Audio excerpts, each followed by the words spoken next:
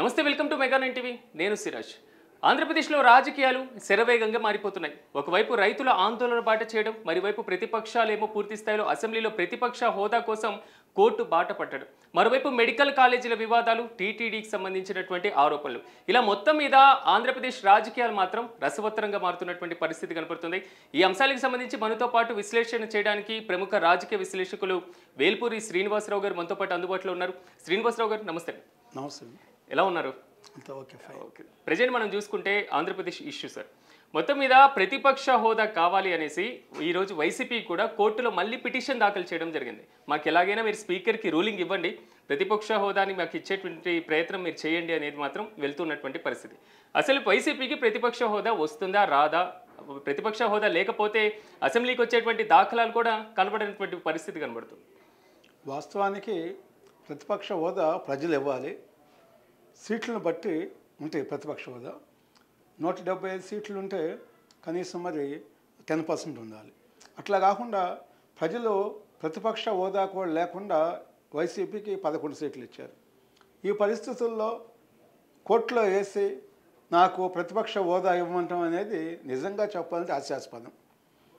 వాళ్ళు ఒక ఎమ్మెల్యేగా అసెంబ్లీలో అనేక ఇష్యూస్ మనం రేజ్ చేయడానికి అవకాశం ఉంది. గతంలో జయప్రకాష్ నారాయణ గారు కూడా లోక్సత్తా నుంచి ఒకే ఒక ఎమ్మెల్యే ఉన్నారు. అనేక సమస్యలు ప్రభుత్వం దృష్టికి తీసుకొచ్చారు. కొన్ని సమస్యలు కూడా పరిష్కారం కూడా చేసుకోవడం జరిగింది.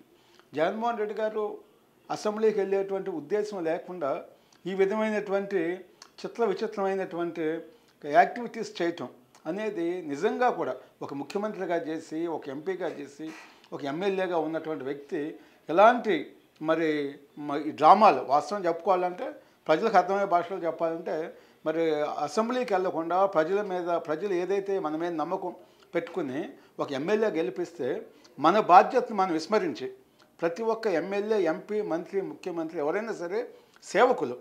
వీళ్ళు మేము సేవకులం కాదు, మేము నియంత్రణము, మేము బాసులము, మేము మహారాజులం అనేటువంటి, మేము ప్రభువులు అనేటువంటి పరిస్థితుల్లో చాలామంది ఎమ్మెల్యేలు యాక్ట్ చేస్తున్నారు. నిజంగా కూడా ఇది దురదృష్టం.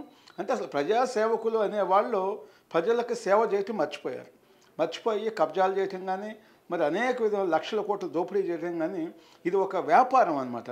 వ్యాపారంలో కూడా ఒకే సంవత్సరంలో లక్షల కోట్లు ఏ విధంగా దోపిడీ చేయవచ్చు అనేటువంటి కార్యక్రమం చేయటం వల్లే వాళ్ళ ప్రజల పట్ల ఏమాత్రం కనీసం వాళ్ళకి రెస్పాన్సిబిలిటీ లేకపోవటం వల్ల వాళ్ళు అసెంబ్లీకి వెళ్ళలేదంటే నిజంగా కూడా ప్రజలను అవమానిస్తూ రాష్ట్ర అభివృద్ధిని కూడా అడ్డుకోవటం, మరి బయట ఉండి ప్రభుత్వాల మీద కుట్రలు చేయటం, ఇవన్నీ కూడా చేస్తున్నారు. జగన్మోహన్ రెడ్డి గారు ఇప్పటికైనా కూడా ఆంధ్రప్రదేశ్ ప్రజలకి బహిరంగంగా క్షమాపణ చెప్పి ఈ కోర్టుల్లో వేసినటువంటి దాన్ని విత్డ్రా చేసుకుని అసెంబ్లీకి అటెండ్ అయ్యి ప్రజలకి ఏ విధమైనటువంటి డిమాండ్స్ ఉన్నాయో వాటిని అసెంబ్లీలో రేజ్ చేసి మరి సాధించుకోవాల్సినటువంటి అవకాశం ఉంది. ప్రభుత్వం సిద్ధంగా ఉన్నామని అనేక సార్లు ప్రభుత్వం ప్రకటనలు చేస్తుంది. ఏ శాసనసభ్యులు వచ్చి ఏ విషయం దాని మీద రేజ్ చేసినా కూడా వాటిని పరిష్కరిస్తామని చెప్పేసి ఒక పక్కన ప్రభుత్వం చెప్తుంటే, స్పీకర్ గారు, డిప్యూటీ స్పీకర్ గారు, ప్రతి ఒక్క శాసనసభ్యుడు అసెంబ్లీకి అటెండ్ కావాలని చెప్తే నేను అసెంబ్లీకి అటెండ్ కాదు, నాకు ప్రతిపక్ష హోదా కావాలని అంటం అనేది నిజంగా కూడా సిగ్గుచేటని చెప్పుకోవచ్చు మనం. కానీ వైసీపీ చెప్తున్నటువంటి మాట 10% సీట్లు లేకపోతే ఇంత పర్సంటేజ్ అనేది రాజ్యాంగంలో ఎక్కడైనా ఉందా? ఇది వైసీపీ చేస్తున్నటువంటి క్వశ్చన్. అంటే ఇక్కడ ఒక ఇష్యూ, ఒక సాంప్రదాయం ఉంటుంది పార్లమెంట్లో కానీ అసెంబ్లీలో కానీ. ఆ సాంప్రదాయం బట్టే అక్కడ స్పీకర్ గారు నిర్ణయం తీసుకుంటారు. అంతే తప్పితే మనకి అవసరం అని చెప్పేసి ప్రతిపక్ష హోదాను నాకు ముఖ్యమంత్రి, నాకు 10 సీట్లు వచ్చిన వాళ్ళు నాకు ముఖ్యమంత్రి కావాలని కోర్టులో వేస్తే ఇవన్నీ కూడా సాధ్యమయ్యే కాదు. అంటే ప్రజలను పక్కదారి పట్టడానికి అసలుకి ప్రజాప్రతినిధిగా మన బాధ్యతలు ఏమిటి అనేది పూర్తిగా మర్చిపోయి కేవలం వ్యాపారం చేయటం వల్ల ఇవాళ ట్రిక్స్ అన్నీ చేస్తున్నారు. ఇది చాలా దురదృష్టకరం. ఇది ప్రజలను అవమానిస్తాం అన్నమాట. ఇప్పుడు ప్రజెంట్ కనిపిస్తున్నటువంటి సిచ్యువేషన్, ఆంధ్రప్రదేశ్లో అసెంబ్లీ సమావేశాలు జరుగుతున్నాయి. ఆంధ్రప్రదేశ్ అసెంబ్లీ సమావేశాలకి వైసీపీ గైర్హాజరవుతున్నటువంటి పరిస్థితి కనబడుతుంది. ప్రతిపక్ష హోదా అనేటువంటి ఇష్యూ ఒకటి ఉన్నా, రెండు ప్రతిపక్ష పాత్ర పోషిస్తేనే మాకు అత్యంత కీలకమైనటువంటి సమయం ఇచ్చేటువంటి అవకాశం ఉంటుంది. కాబట్టి అక్కడికి వెళ్తే మమ్మల్ని తిట్టేస్తారు, మాట్లాడనివ్వరు, ఇలాంటి ఆరోపణలు మాత్రం ప్రధానంగా వస్తున్నటువంటి పరిస్థితి. సో అసెంబ్లీకి రావాలి అని ఒకవైపు కూటమి నేతలు చెప్తున్నటువంటి మాట, దీన్ని ఎలా చూడాలంటే? అంటే గతంలో జగన్మోహన్ రెడ్డి గారు కొంతమంది మంత్రులను ఎంచుకొని, మీరు ప్రతిపక్షంలో ఎవరైతే ఉన్నారో వాళ్ళని బూతులు తిట్టండి, వాళ్ళ భార్యలను అవమానించండి, వాళ్ళ కుమార్తెలను అవమానించండి, కుటుంబంలో ఉన్నటువంటి మహిళలు ఎవరైతే ఉన్నారో వాళ్ళ పట్ల నీచంగా మాట్లాడని అని చెప్పేసి ఆయన ట్రైనింగ్ ఇవ్వటము, ఆ రోజు ఏమేమి మాట్లాడారో మనం అంతా కూడా చూసాం అనమాట. అంటే గతంలో చేసినటువంటి ఏవైతే జుగుప్సాకరమైన కార్యక్రమాలు ఉన్నాయో అవన్నీ కూడా జగన్మోహన్ రెడ్డి గారు ఎంత ఆనందం పొందారో మనం చూసాం అనమాట. అవన్నీ అక్కడ రిపీట్ అవుతాయేమో, నన్ను అవమానిస్తారని చెప్పేసి ఆయన అసెంబ్లీకి వెళ్లకుండా ఉన్నారు. నేనేమంటున్నా అంటే ఏ శాసనసభ్యుడైనా పార్లమెంట్ సభ్యుడైనా ఎవరైనా సరే ప్రజాప్రతినిధి చట్టసభలకి అటెండ్ కాకపోవటం అనేది ఒక మహానేరంగా చెప్పుకోవాలి. వాళ్ళని డిస్క్వాలిఫై చేయాలి. వాళ్ళకి ఏ విధమైనటువంటి ఫెసిలిటీస్ ఇవ్వకూడదు. ఎమ్మెల్యేకి ఏ విధంగా ఫెసిలిటీస్ ఇస్తామో ఇది ఏ రాజకీయ పార్టీ కాదు, పార్టీలతో పని లేదు.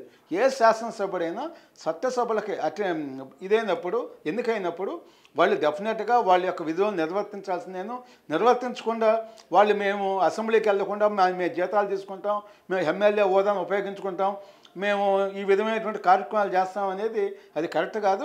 స్పీకర్ గారికి కూడా నేను విజ్ఞప్తి చేసేది ఏంటంటే ముఖ్యమంత్రి గారికి కానీ ఉప ముఖ్యమంత్రి గారు కానివ్వండి, ఎవరైతే ఎమ్మెల్యేలు వితౌట్ రీజన్ సపోజ్ హాస్పిటల్లో కోమాలో ఉన్నారు, శాసనసభకు రాలేరు, అది కరెక్ట్.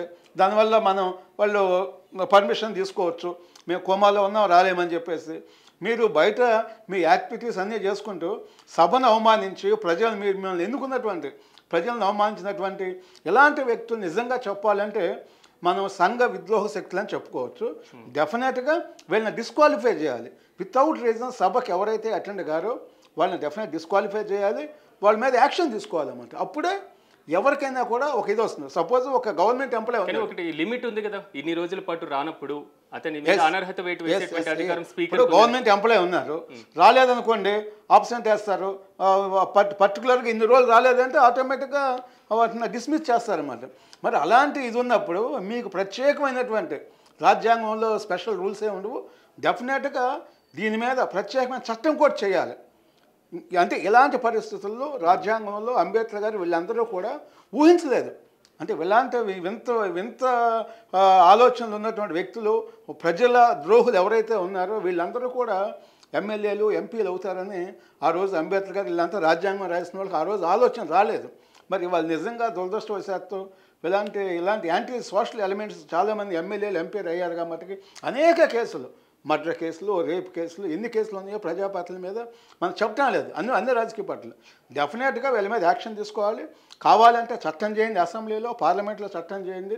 ఎవరైతే ప్రజలను అవమానిస్తూ శాసనసభకు కానీ పార్లమెంట్కి కానీ అటెండ్ కారో వాళ్ళ మీద డెఫినెట్ చర్యలు తీసుకోవాలని డిమాండ్ చేస్తున్నాం.